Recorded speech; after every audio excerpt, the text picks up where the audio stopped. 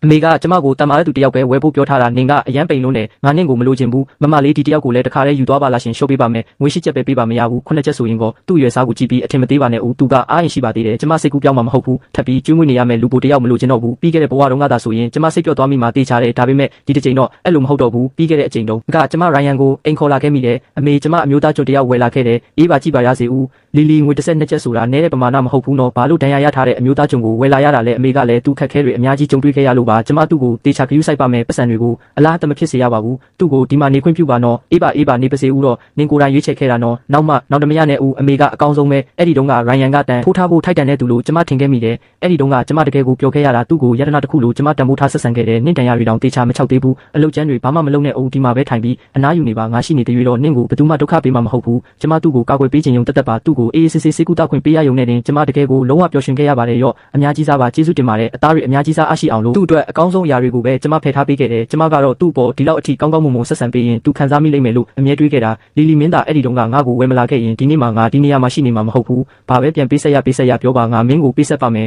ဒါဆိုကျမကိုလက်ထပ်ပါကျမကိုနေ့ရက်တရားဝင်စနည်းအဖြစ်ထားပေးပါဟုတ်ပြီလားကောင်းပါပြီမင်းကိုငါလက်ထပ်ပါမယ်ကျမတို့မင်္ဂလာဆောင်တဲ့နေ့တုန်းကကျမအရန်ကိုပျော်ရွှင်ခဲ့ရတယ်အဲ့ဒီမီလာရဲ့သမီးကတကယ်ကိုကံကောင်းတာပဲငွေ12ချက်တဲနဲ့ပြည့်စုံတဲ့ခင်မုန်းကောင်းကိုရရှိသွားတာလူတိုင်းကကျမတို့ကိုလိုက်ဖက်တဲ့ဆုံတွဲလို့ပြောကြတယ်သူကစကားနဲ့ပေမဲ့ကျမအပေါ်တကယ်ပဲဂရုစိုက်တယ်လို့ကျမလည်းထင်ခဲ့မိတာတခင်မကြီးသူအပြင်မှာမိမတယောက်ကွက်ထားပါတယ်ရှင်သူ့ရဲ့ဝမ်းကွဲညီမလို့ပြောတာပဲသူကအဲ့ဒီမိမကိုမရငယ်ဖြစ်တောင်ထားတာပါဘာမဖြစ်နိုင်တာသူကျမကိုလိမ့်မမဟုတ်ဘူးအစတုန်းကတော့ရိုင်ယန်ကကျမကိုချော့ဖို့လာပါသေးတယ်သူနဲ့ငါကငငယ်ကလေးကတယောက်ကိုတယောက်ချစ်ခဲ့ကြတာပါသူကအခက်ခဲတွေကြုံတွေ့ပြီးပြည့်တစားဖြစ်သွားခဲ့ရရှာတယ်သူ့ကိုငါအလွတ်မပေးနိုင်ဘူးသူကတဘာဝအတိုင်းစိတ်တဘောထားဖြူစင်တဲ့သူပါပြီးတော့သူကကလေးလည်းမရနိုင်ရှာဘူးမင်းရဲ့ဇနီးဆိုတဲ့နေရာကိုလည်းသူဘယ်တော့မှချင်းချောက်မှာမဟုတ်ပါဘူးအဲ့ဒီအကြောင်းကြောင့်ပဲကျမသူ့ကိုရက်တော်ကြာအဖက်မလုပ်ပဲပစ်ထားခဲ့တယ်နောက်တော့သူကသူ့ရဲ့မရငယ်ကိုကျမတို့အိမ်ထဲထိခေါ်လာခဲ့တယ်ကျမသူ့ကိုဘယ်တော့မှမနာကျင်စေခဲ့ပါဘူးမင်းရဲ့ကျေးဇူးကိုဆက်ချင်ယုံတက်နေတယ်မင်းကိုငါလက်ထပ်ခဲ့တာအကယ်၍မင်းကဒီလိုပဲအတိတ်ပဲမရှိတောက်လျှောက်ကြည်ကြနေမယ်ဆိုရင်အဲ့ဒီကျေးဇူးတရားတွေလည်းကုံဆုံးသွားလိမ့်မယ်အခုကစပြီးတယောက်တစ်ခွဲစီအေးအေးဆေးဆေးနေကြရအောင်တယောက်နဲ့တယောက်လည်းမတွေ့ကြတာကြောင့်သူ့နှလုံးသားထဲမှာကျမဘယ်တော့မှရှိမနေခဲ့တာပဲသူ့နှလုံးသားကတခြားတယောက်စီမှာရှိနေတယ်ဆိုတာကိုသာသူကျမကိုစောစောစီးစီးပြောခဲ့ရင်ကျမသူ့ကိုဖက်တွယ်ထားမိမှာမဟုတ်ဘူးဘာလို့လက်ထပ်ဖို့သဘောတူပြီးဒီနှစ်တွေအကုန်လုံးကျမကိုနှိပ်စက်ခဲ့ရတာလဲအခုကျမဘဝတစ်ပြန်ရလာပြီဆိုတော့သူ့စီမှာဘယ်တော့မှထပ်ပြီးပတ်သက်မှာမဟုတ်တော့ဘူးဟုတ်ပြီနင့်နာမည်ဘယ်လိုခေါ်လဲဂျ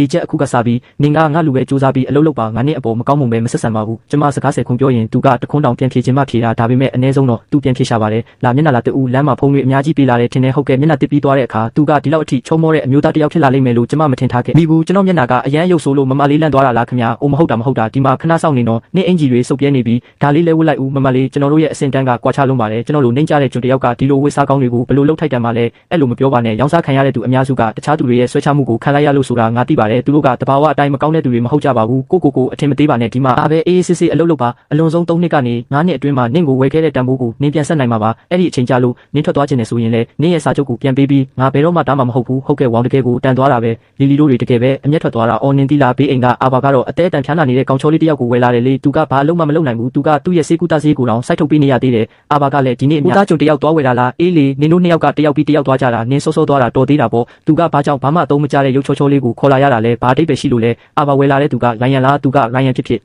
်ဘာအရေးဆိုင်နေရမှာလဲပြီးခဲ့တဲ့ဘဝတုန်းကကျမအရန်ကောင်းမှခဲ့မိတယ်ကျမမိဘတွေကိုအရန်စိတ်ပူအောင်လုပ်ခဲ့မိတယ်ဒီဘဝမှာတော့သူတို့အကြောင်းကိုပို့ပြီးတွေးပေးရမယ်အကယ်၍ကျမလက်ထပ်ဖြစ်ခဲ့ရင်လက်တွေ့ကြတဲ့သူတယောက်ကိုပဲလက်ထပ်ရမယ်နင်ဘာတွေတိုးပြောနေတာလဲဘာမှမဟုတ်ပါဘူး Movie Recap တွေအတွက် follow လုပ်ထားပါ